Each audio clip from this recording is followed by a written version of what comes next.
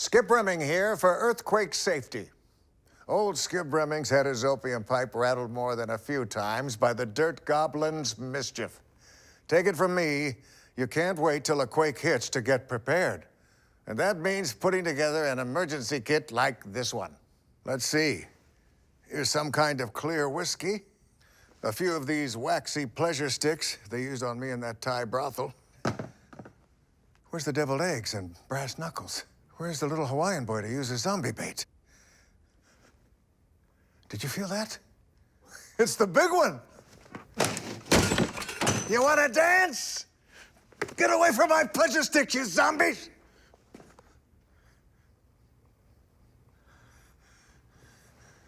That wasn't an earthquake after all, was it? Well, that happens sometimes.